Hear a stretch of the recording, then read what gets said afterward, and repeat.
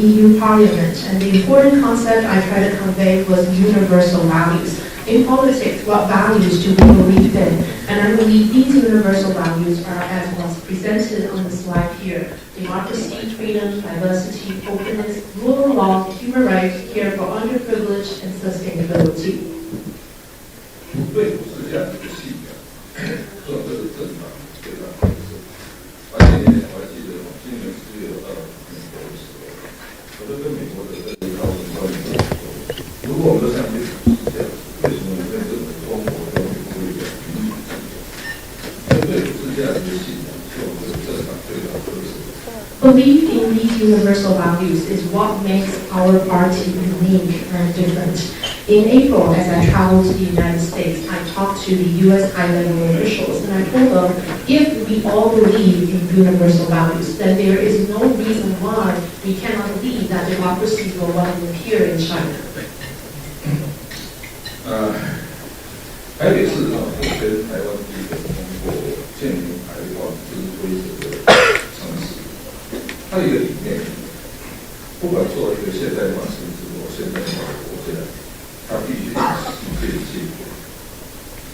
Taipei is the first city in Taiwan who has passed a net zero carbon emission ordinance, and the idea behind it is that as a modern city and a modern state, we need to harmonize with the international world.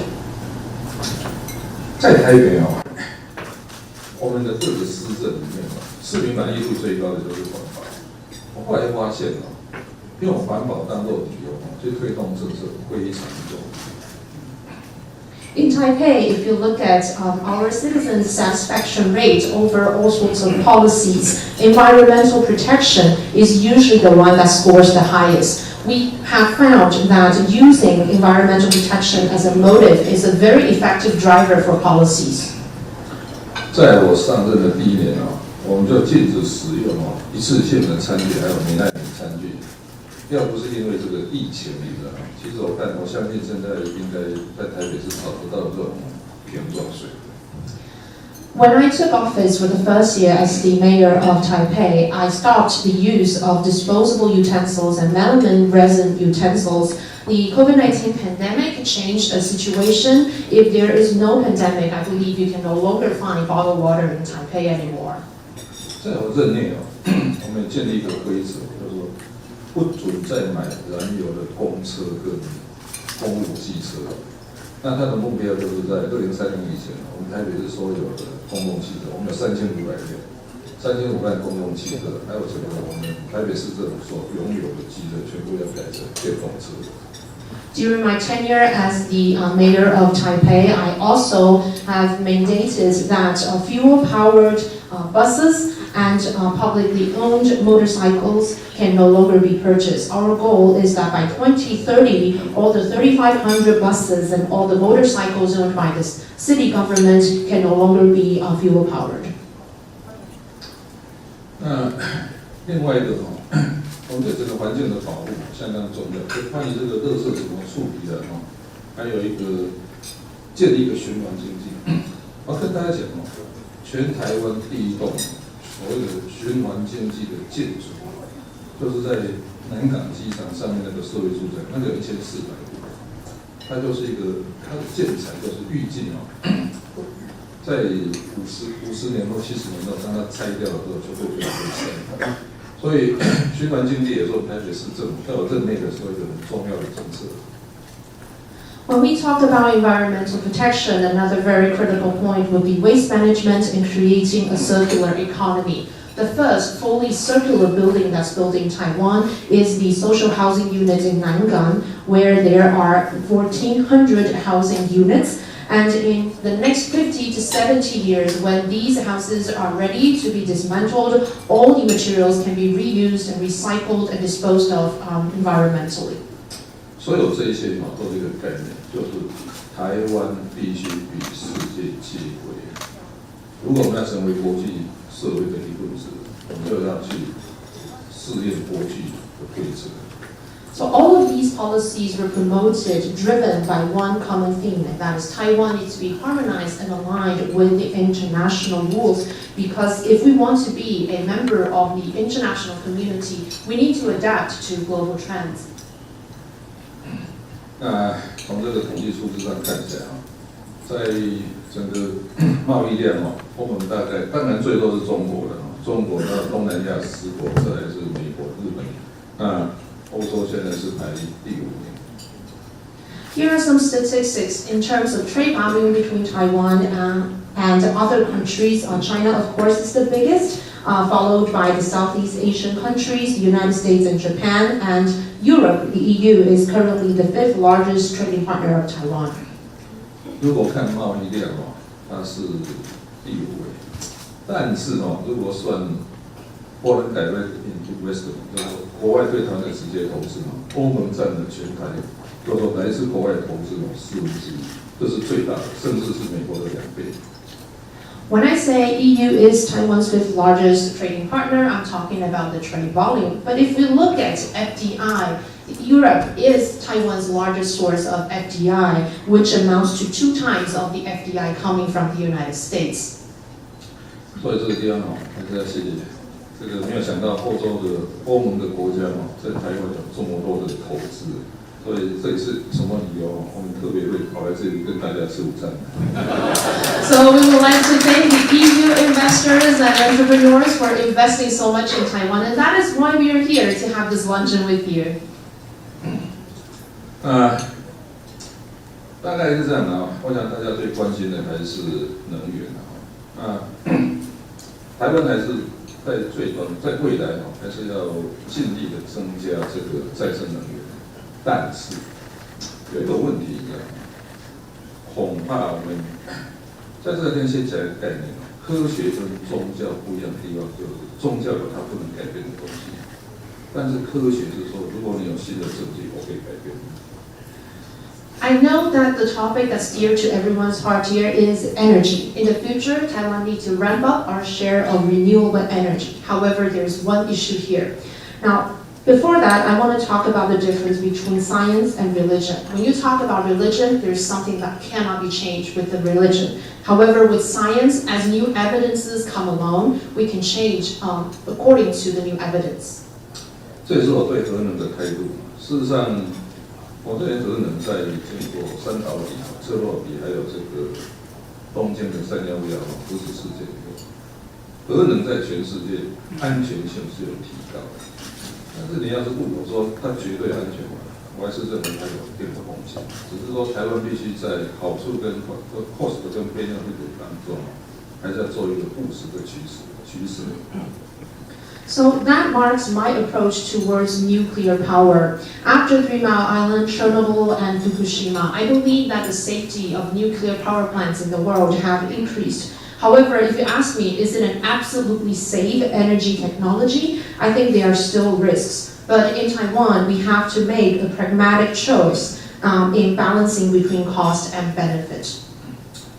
那固然再生能源还是我的目标，但是在再生能源，如果我们要强迫它很快的速度达到我们要的目标，我们就才有可能去废掉核能。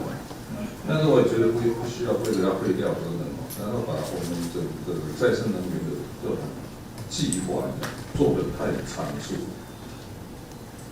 Our goal, of course, is to pursue renewable energy. However, we have to first be able to accelerate the development of renewable energy within a short period of time before we can really phase out nuclear power in a total. So I don't think it is fitting to promote nuclear power, to promote renewable power in such a haste just because we want to phase out nuclear power. 我们就是因为要求在2025年要停止核能的使用，就变成我们整个再生能源的进度要很快。但是问题当我们要求再生能源的进度很快的时候，就出现了很多的问题。It's because that we have already set the goal of stopping all nuclear power use by 2025, that we have to fast pace the development of renewable energy here in Taiwan. But as we fast pace renewable energy development, we are encountered with so many issues. 所以虽然再生能源还是我们最终的目标，但是我还是主张在过渡时期使用核能可以让台湾的能源比较平顺的过渡到再生能源。So, of course, renewable energy is our ultimate goal. However, in the transition period, the use of nuclear power can make sure that we have a smooth transition to this ultimate goal. 所以核2、核3应该继续使用。核1因为它已经开始在拆了，到底能不能再恢复使用，这还是要专家的研究。那核4就必须要我们再做一次总体检以后来做决定。So I believe we need to continue to use nuclear power 2 and power plant 3. And for nuclear power plant number 1, because the decommissioning has already started, we need expert evaluation before we can determine if continued use of this plant is possible. And for nuclear power plant number 4, once again, we need to have an overall health checkup before we make any decision. 不过不管怎么样2050净零碳排放还是整个台湾国家经济发展的目标。只是说我们如何以一个比较务实的方法来达到这个目标这是我们要去思考的。At the end of the day, 2050 net zero emission, that is the overall economic and national development goal of Taiwan. It's just that we have to come up with pragmatic ways of reaching this goal. 所以我觉得整个国家的政策其实就遵守3个原则 ：rational、pragmatic 跟 scientific。如果能用这种态度，其实我们今天面对的很多问题很清楚，就会很清楚的有答案。I believe in development of national policies, we need to base on 3 principles: rational, pragmatic, and scientific. And when we develop our policies based on these 3 principles, we will find answers to many questions. 所以 ，green energy 固然是一个目标。但是在现阶段，恐怕我们要说 clean energy， 这 clean energy 就是包括再生能源跟核能。那我们的目标是说，当随着再生能源的增加的时候，才可以慢慢把核能降下去。但是这一切，但是也不要为了一定要把核能拿掉，然后强迫再生能源要去那个发展的速度要更快。So green energy is our goal, but at the current stage, I'm afraid we can only say clean energy. And clean energy means renewable energy and nuclear power. And as we increase the amount of renewable energy we can generate, we can decrease the amount of nuclear energy. However, it shouldn't be made that way that in order to remove all the nuclear energy, that we are forcing renewable energy to fill up the gap. 既然电力是整个经济甚至是民生的基础，所以维持电力的稳定性是一个 top 1 priority 的事。Electricity is key to industrial development and social needs, so it's our top 1 priority to ensure stable electricity supply. 同样的台湾是一个海岛国家，如果我们让天然气要占整个能源的50%的，只要有任何问题让天然气不能进入台湾一样，马上就会处理。更何况天然气在国际上的这种价格变化很大，所以要让天然气占整个台湾发电量50%的，我认为在理论上是不合理的。On the other hand, Taiwan is an island, so if our plan is to have LNG taking up 50% of our energy share, then any issue that come along with the transportation and importation of LNG, Taiwan will be immediately faced with challenges. So, and also we see that the global international prices of LNG changes a lot. So I believe that setting LNG as 50% share of our energy makeup is not feasible. 那其实关于电力，它不是纯粹只有发电，其实它分4个部门：发电，还有电的输送，还有一个是节电，最后是电的储存。所以必须以整体的思考必须以全面来思考电的问题。我觉得我们在过去花太多时间在思考电的产生，事实上其他3样也是重要的事项。When we talk about electricity policies, we need to think of 4 aspects included in it. These are generation, distribution, conservation, and storage. We have to make comprehensive plans based on these 4 pillars. And in the past, we spent too much time thinking only about generation, but these 3 other pillars are equally important. 我们希望在10年内台湾的电动车跟充电桩都要增加5倍以上的。但是，如果这些电动车它用的电还是使用烧煤炭，那这个电动车就没有意义。所以，如何使用 clean energy 这还是一个很重要的思考。Our goal is to quintuple the number of EVs and chargers in Taiwan in the next 10 years. However, if these EVs still run on electricity generated by coal fire, then that would be meaningless. So clean energy is a very important topic for us. 那我想在座都非常关心台湾跟大陆的关系。就我过去举办过8次的台北、上海双城论坛，还有办过2017年4大运，我提出5个原则，就是互相认识、互相了解、互相尊重、互相合作。最后那个互相谅解，我后来发现它很难翻成英文，所以我在这里还是用中文写。So another topic that I know is dear to your heart is cross-strait relations, the relationship between Taiwan and mainland.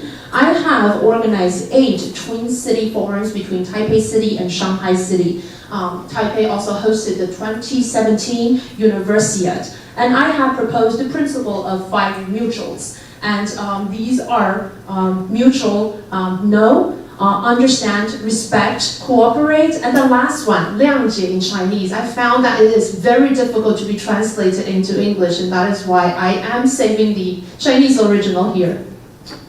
这个谅解就是说 I know your difficulties, you know my difficulties, so we must find a solution to treat our difficulties. So 谅解 basically means I know your difficulties and you know my difficulties, and we have to find a way to treat each other's difficulties. 我发现我在美国的时候，我很难跟美国人解释什么叫谅解，所以这也是我一直认为说，我一个想法就是，台湾比世界更了解中国，台湾也比中国更了解世界。所以应该台湾要扮演一个中国跟世界沟通的这个桥梁。In the United States, I found it difficult to explain it in a way that the people in the United States would understand what 谅解 means in Chinese. But I believe that Taiwan knows China better than the rest of the world.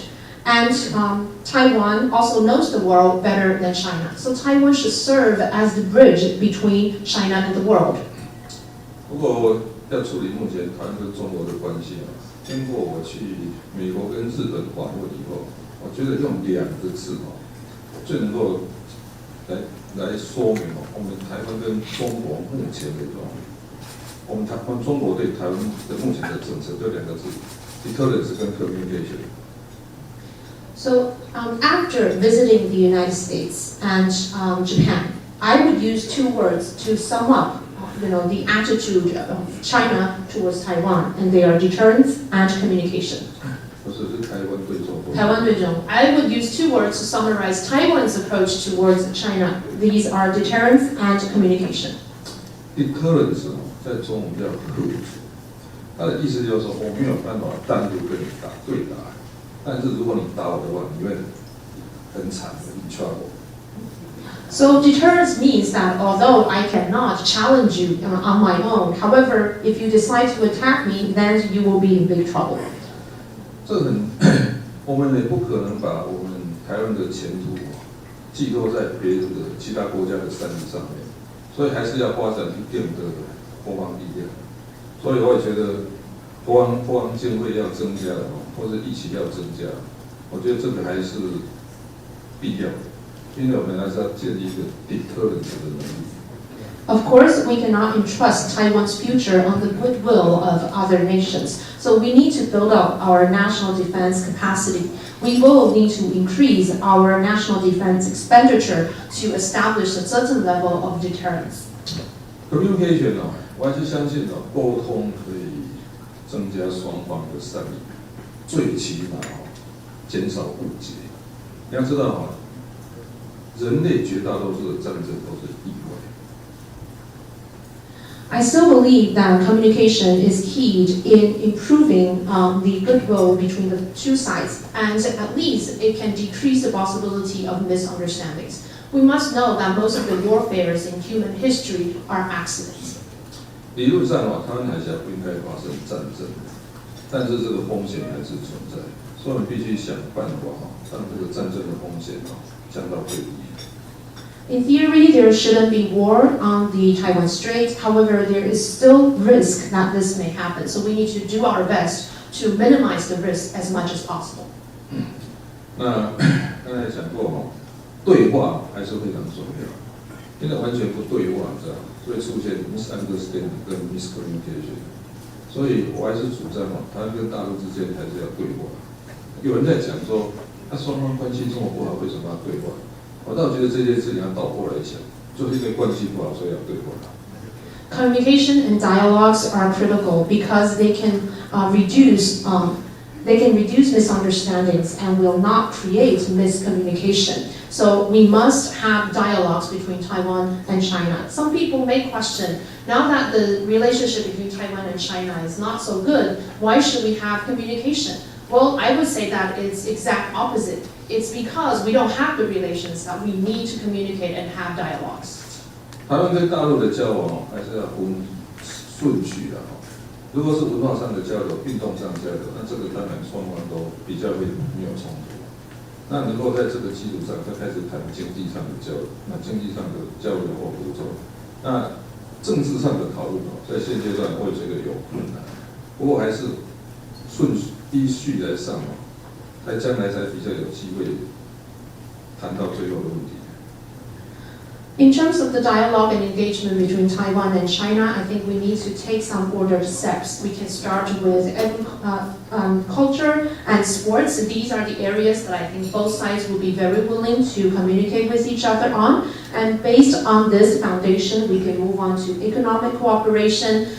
In terms of politics, I think at the current stage, this will be a more difficult topic to approach between the two sides. However, we still need to take those initial steps before we can think about the possibility of reaching this final topic. 我当台北市长8年一个很重要的心得就是说，不要尝试一天去改变这个国家，但是也不要相信说什么事都不做，这个国家会改变。所以处理两岸关系其实就是一个字 step by step。I served as the mayor of Taipei for 8 years, and one thing that I have learned is that don't imagine that we can change the world or change the nation in one day. However, we should not think that by doing nothing, this nation can be changed. So when we talk about cross-strait relations, the key word that I believe in is step by step. 刚才讲过我们还是要准备战争但是不要害怕，就是说，如果你害怕战争还是不要准备战争才能够不怕战争，因为你有良好的准备，当然具备战争的能力也不需要去挑起战争。I believe we need to be prepared for war and not fear it. It's because we are well prepared so that we are not afraid of war. And we need to be ready for war but not provoke it. 那另外全民国防还是很重要。事实上我发现美国政府对台湾最狠射、最关心的就是说，到底台湾人有没有自己保卫自己国家的决心或是信心，这是他们非常关心的。All-out national defense is also critical. I have found that the biggest concern of the United States on Taiwan is that whether or not the people of Taiwan have the will and the confidence to protect our own nation. 我们台湾终究不能单独去对抗中国，所以还是需要周边国家的合作，所以能够参加区域安全组织是非常重要的。At the end of the day, Taiwan cannot confront China alone. So the participation and involvement in regional security organization is important. 最后我想台湾还是欧盟一个很可靠的一个伙伴那我们也相信说台湾必须成为国际社会的一份子，我们也不愿意遵守国际的规则。那剩下就是我们大家一起努力。Taiwan is a reliable partner of the EU, and Taiwan has the willingness to become a member of the international community and abide by international rules. So let's work together. Okay, give it this time.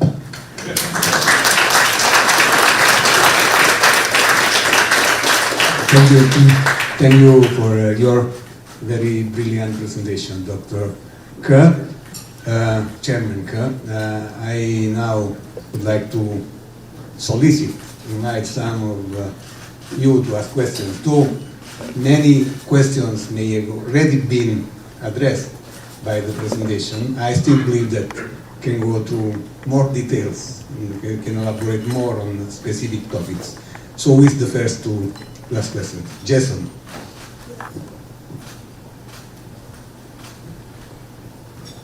Thank you, Serge Sapi。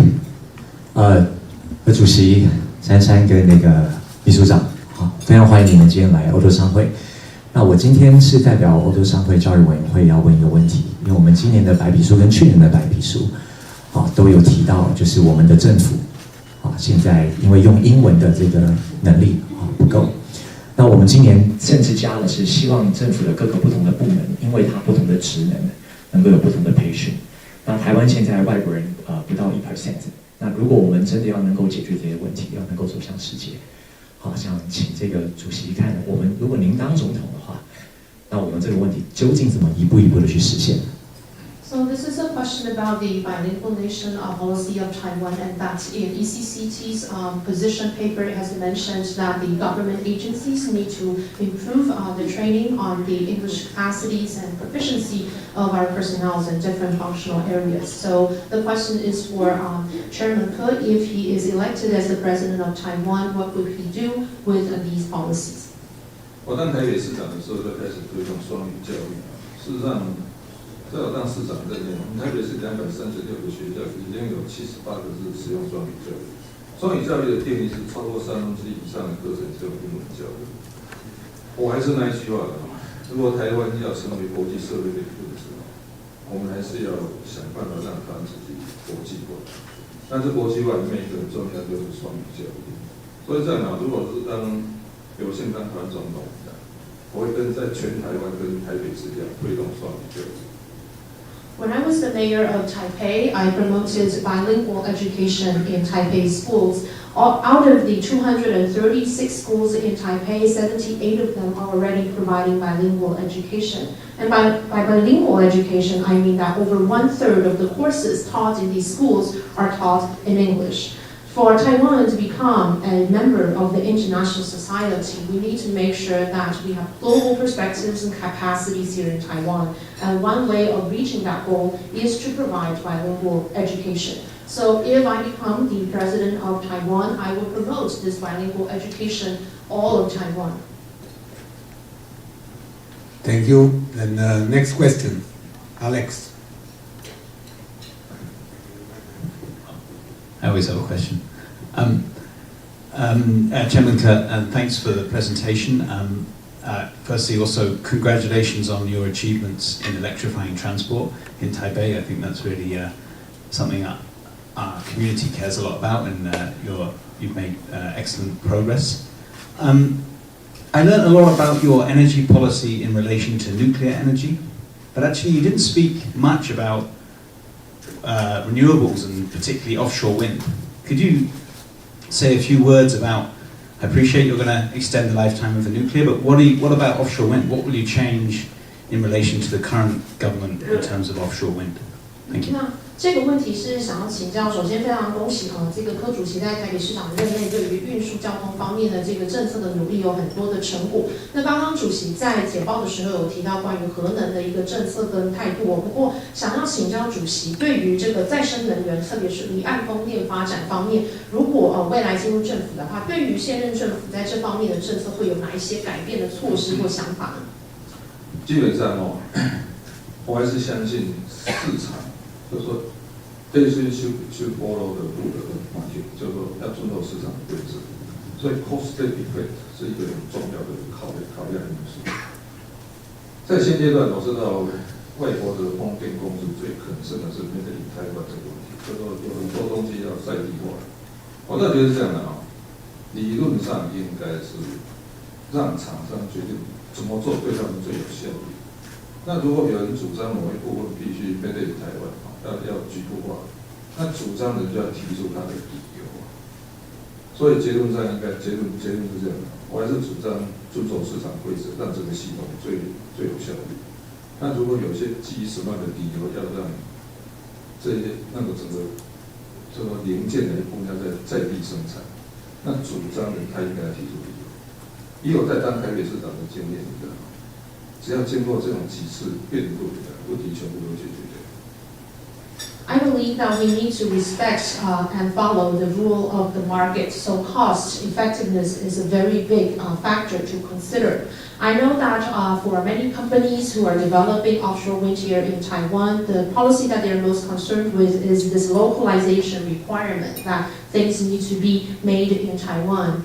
I think companies and businesses should make the decision about what's the most effective or efficient way of doing things. And if there are people who argue that some things, certain parts or components need to be localized, these people need to make an argument for it to convince other people. So I believe respecting the rule of the market can lead to the most efficient outcome. If people would like to argue otherwise, they need to make convincing proposals. And my experiences as the mayor of Taipei is that after a few rounds of debate like this, we can know the answers very clearly.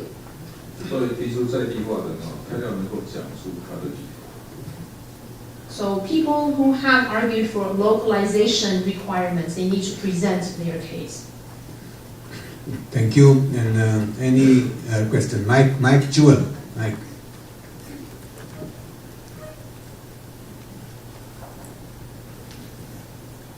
Thank you, Dr. Kerr, for your excellent presentation today. I've actually got two questions. So, one which Giuseppe isn't expecting. So if I may start with this. It's widely recognized that Taiwan faces a major gap in talent. Something like 90% of companies are short of the talent that they need to be able to run their businesses. Now, the government has very ambitious targets for recruiting foreign talent into Taiwan. The Gold Card scheme was introduced a few years ago, and that seems to be the main platform for attracting foreign talent. I would ask you firstly, how effective is the current policy? And secondly, what would be your, what additional policies and strategies would you introduce to overcome the problem of talent?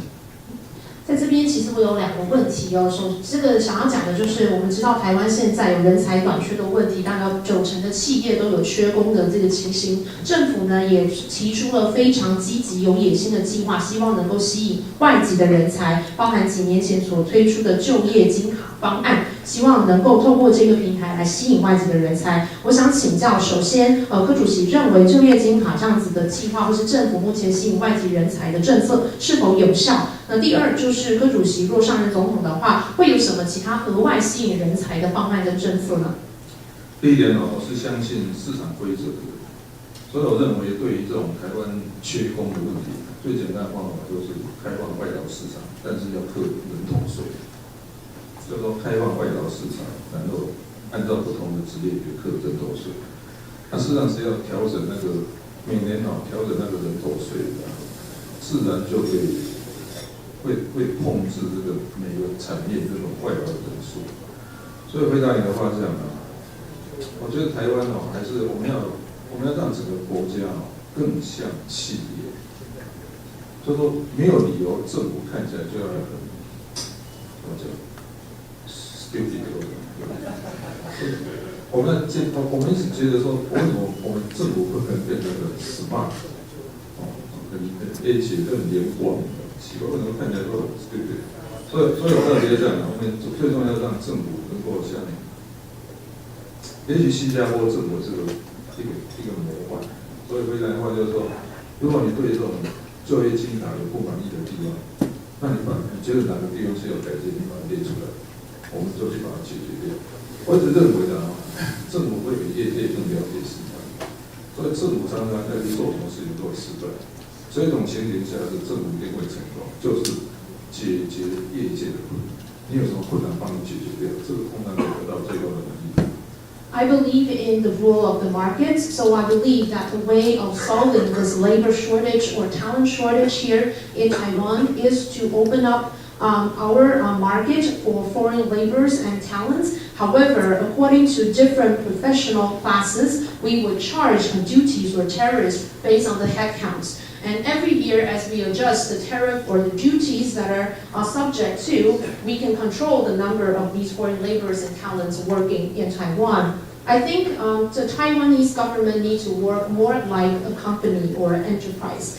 And there is no reason why a government needs to look stupid. There is, every reason why we should look smart and agile. So maybe, for example, the Singaporean government can be a model. So if anyone has any concern or question about the gold card employment platform, then you can list the deficiencies that you think there are, and as a government, we can try to solve these issues and problems. Because I believe it's the companies that know the industry and market the best. So the only way that a government can succeed is to solve the problems and issues encountered by companies. Thank you. And another question. There are two questions there. We start from the lady first, behind you. And, please introduce yourself.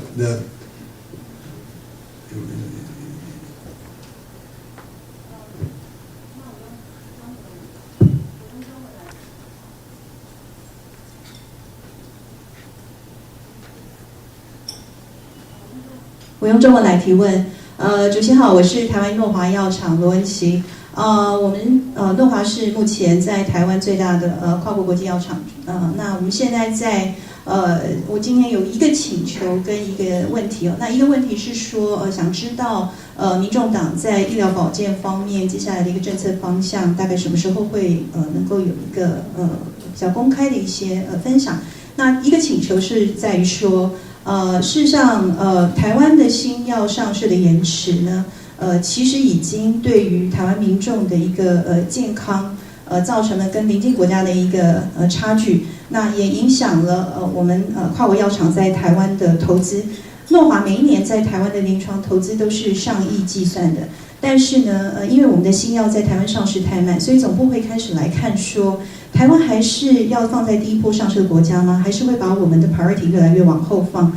那这是一点。那另外，在这个总体的健康投资跟其他国家比较不足的方面，跨国药厂在台湾中华民国开发制药协会 RPMA 的一个合作之下呢，我们今年有针对台湾的健康投资做了一个请这个顾问公司做了一个详细的一个体检的一个报告。那在里面指出说，我们的健康投资，整体的医疗保健支出占 GDP 只有6%，远低于日本的11%，韩国的9%，跟 OECD 国家9到10%。那事实上已经造成了一些健康的影响，譬如我们的平均余命是少于日韩2年以上的。那在还有一些可避免的死亡率、新生儿死亡率跟癌症存活率方面，也都有越来越大的差距。所以在这个部分的话，我的请求是希望主席能够在您规划医疗保健政策方面的时候，将增加台湾在健康医疗保健方面的投资，能够视为一个很重要的亮点，因为我们已经开始看到这个部分。的一个对台湾带来的影响。那我们希望台湾在面临超高龄社会的时候，我们能够赶快加快我们的脚步，来保护国人的健康。谢谢。这个题目在开场。第一点这个星期三跟星期四连续2天我们会开记者会宣布台湾民众党的健康政策。第二点，你最关心那个题目现在我们台湾拿到药物许可证，然后要申请那个健保记录，大概平均是2年。我觉得是这样的健保还是要维持它的，这以前也是我讲的话，就是说，不管在怎样的资本主义国家，有2样要维持社会主义，一个是教育，一个是医疗。但是也不需要为了要维持它一个医疗的普遍性然后去抑制它的智慧市场发展。所以回答你的话，我将来只要新药拿到药物许可证它就可以智慧市场开始卖。然后你要去申请那个健保记录，那就慢慢走程序。但是这种智慧市场有条件，公开透明，就是每一个医院里面，它要使用智慧的项目，它要把它的价格要上公开。我会认为啦，公开透明是解决所有纷争最简单的方法。所以回答你的话啊，就是说医疗政策我们礼拜3、礼拜4会发布。你最关心那个新药延迟上市的话，我目前的想法就是，拿到药许可证就可以在智慧市场卖。那你要申请那个健保企业，要跟你拖2年，那就麻烦。但是一旦进入智慧市场，我们只用公开透明的方式去解决它。现在你要既然进入智慧市场，还要在这个地方政府审查，我觉得这也不切实际。你想想看，像台北市比较大，还有可能去审查那个智慧项目的价钱。如果遇到麻薯怎么办？所以是没有道理的。所以我倒觉得刚才讲过，就是说，拿到药许可证就可以上智慧市场，但是智慧市场我们用公开透明的方法去管制它。So the question was about the policies of TPP on healthcare as well as the delayed new drug to the market issue. And the answer is on Wednesday and Thursday we are going to have a public announcement on the healthcare policies of TPP. So please stay tuned. And for the second one, in terms of the timeline for new drug approval here in Taiwan and getting the reimbursement price from the National Health Insurance Scheme, in Taiwan right now, the average is about 2 years for getting the new drug approval and also reimbursement decision. However, I have said that before, that even in a capitalist country, there are 2 things that need to remain socialist. That is education and medicine. But at the same time, there is no reason why we should suppress market development simply because we want to achieve the universal Medicare in Taiwan. So our policy or our countermeasure is that in the future, once a new drug gets the market approval, then it should be made available for the payers to pay at their own cost for using this drug. As for the national health reimbursement, they can move on with the process with the time they have. However, in order for a drug to be offered at the payer's own pocket or own price, then we need to have transparency and openness. So all the hospitals need to open up, their rationale for charging a certain price for a certain drug.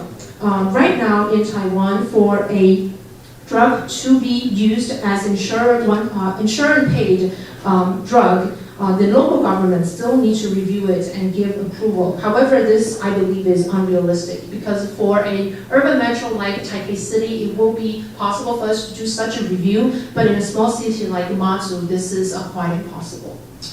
Thank you. You have a question. 主席好，主席我是汪昌敏，那是欧洲商会健康永续委员会的会员之一哈。那其实我的问题跟前一位女士她的问题是相近的，但是想要今天很谢谢主席精彩的分享，谈到永续的议题，因为除了环境永续以外，其实健康的永续也是现在台湾社会众所瞩目的一个议题哦。那当然就是说，其实世界卫生组织或现在先进国家普遍把对健康上的花费视为是一种投资而不是成本。那因此就衍生了刚刚所提出的问题，就是整个台湾的在医疗上面的支出占 GDP 的比例，无论是在整体的支出，或是在公部门的医疗的支出，或是在健保的支出，或是医药品的支出，其实我们和日韩以及 OECD 的先进国家相比，都有一个显著的差距。那也越来越多的专家认为，这样的一个差距如果不能够再增加投资的话，那可能对于刚刚所提到的这些健康指标会有不利的影响，包括平均余命等等哦。那当然就是说，未来也很期待听到这个主席这边在未来2天会发布所谓的健康政策，那把健康视为是一种投资，那让整个台湾的医疗永续，还有就是公共卫生的体系都能够向上发展。那也感谢主席今天的莅临，谢谢。So my question and comments is actually very similar to the lady that we have heard before me. So we believe that in addition to sustainability in the energy sector, healthcare sustainability is also an important topic. Right now, in the WHO and in emerging countries around the world, people are now considering health expenditure as an investment, not as a cost. So in Taiwan, just like what we have said, if we look at the overall healthcare expenditure health expenditure in the public sector, in our national health insurance program, and in drugs, we can see that there is a gap between Taiwan's expenditure in these areas compared to other neighboring countries such as Japan and South Korea, that we are lower in terms of the share of our healthcare expenditure in our overall GDP. And if we don't ramp up the investment in this area very quickly, then this will have a detrimental effect to different health indicators of Taiwan, including life expectancies. So once again, I would like to say that thank you for considering issues in this area, and we look forward to hearing the new healthcare policies announced by the TPP. 小英总统上任的时候，医疗卫生支出占 GDP 的6.2%，那到去年大概爬到6.6%。那事实上，在这6.6%的里面，健保支出实际上只占3.3%，其他就是智慧市场还有一些公共卫生的。那当然，韩国大概已经是8.多%，接近9%，日本是11%。所以关于台湾的医疗问题或者更广泛的讲医疗卫生问题，其实有一个很重要的问题的一个缺点就是我们给的钱不够。那当然是这样的因为这里很多记者我跟大家讲我当医生的时候，30年前我当医生的时候，我们在台大医院可以领很低的薪水，但是很认真的工作，是因为台大医院给我们无上的荣耀。可是今天你没有办法再跟年轻人说，为了一个光荣，那你可以领很低的薪水去工作，太困难了。你想想看这也是为什么现在根本每个月都缺护理师的。但是很简单，你这个是市场决定一切，你那个薪水低，那都是不可能。所以回答你的话呢，我们目前整个台湾的那种公共卫生的成绩都比日本、韩国比，包括这个平均寿命这个产后死亡率，其实我们都落后。真正的原因就是钱不够我们有什么理由 GDP 6.6% 的国家要跟那个日本11% 的国家一样好？没道理。但是这样医疗卫生支出要增加大概8%的是最新的目标，只是说要从6.6一直上升到8%，在过程当中哪一个要先增加，哪一个先做后做？我也不赞成说不要乱开支票，我不可能说我当总统第2年就这占8%的，不会。目标是8%，但是要5年慢慢增加。在过程当中，哪些要优先做，这个我们都有想法。When President Tsai took office, she announced that the health expenditure of Taiwan as a percentage of our GDP was 6.2%, and last year that number rose to 6.6%. Out of this 6.6%, the NHI, National Health Insurance Scheme, accounted for 3.3%, and the rest goes to other market measures and public health expenditure. We know that in South Korea, that share of health expenditure to GDP is about 9%, and in Japan it's 11%. So when we talk about all these issues and problems in Taiwan's healthcare and public health, I think it all comes down to one reason, and that is insufficient funding. 30 years ago, when I was still a surgeon in National Taiwan University's hospital, we were able to work very hard despite the low pay, because the reputation and honor that comes with working in that hospital was enough compensation for us. However, it's very difficult to convince young people today to work for honor and reputation. So money and funding determines a lot of things. That is also the reason why we're seeing a shortage of nursing staff in almost all hospitals here in Taiwan, because the market is not offering enough of compensation. So to answer your questions, in Taiwan, we are indeed lacking in public health expenditure, and that has affected our life expectancy and maternity death rate. Because of insufficient funding, because we only have 6.6% as a share of GDP in health care expenditure. That is why, of course, we are faring worse than other countries who are spending 11% of their GDP on healthcare.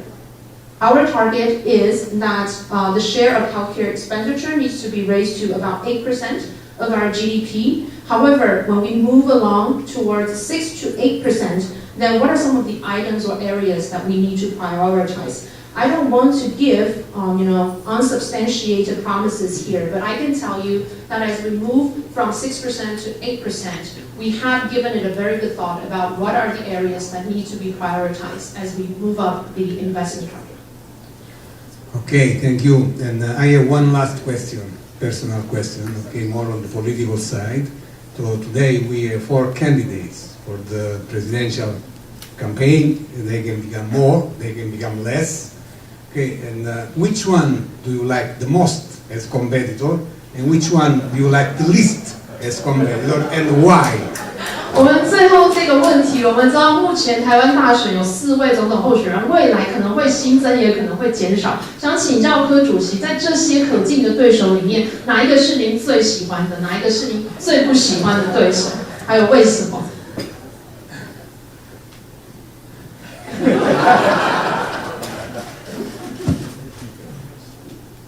我喜欢不喜欢没有用啊，台湾人民喜欢不喜欢才是决定因素嘛。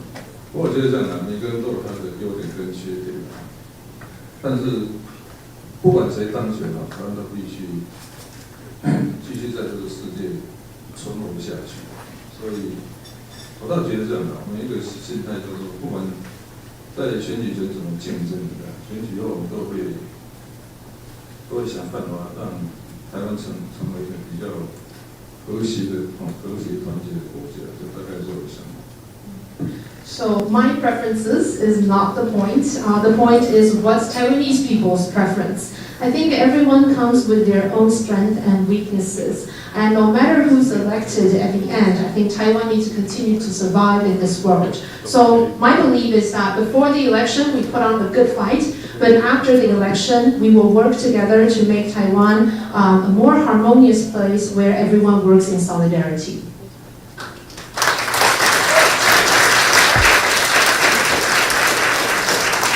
Chairman Kerr, thank you so much for your time today. It was very, very interesting to hear all your thoughts.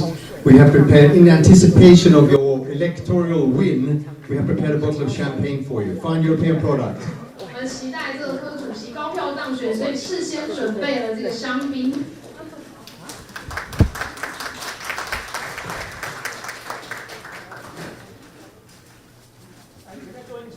I'd also like to invite the head table to join us on stage, please. The head table. 请主桌的宾客也上台。Henry, everybody. Yeah. Tom.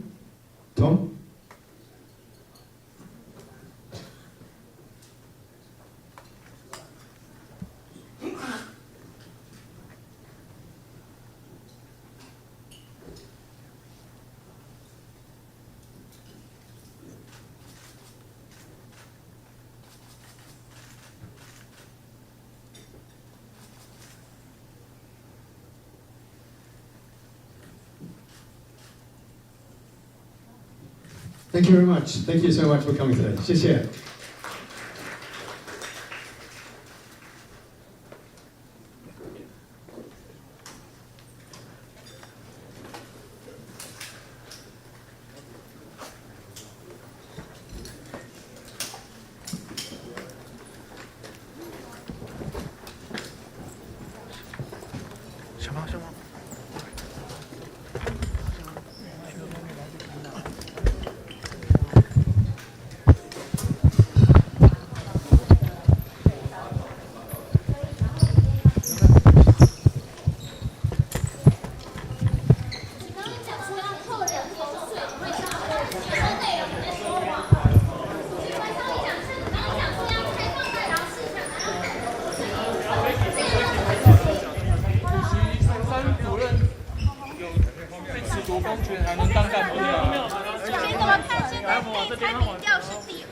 记头小心，小心，小心，小心！觉得一定要操作指导，才能打破赖清德的天花板。邱美兰会接任新竹副市长吗？我们那边就好了。小心好。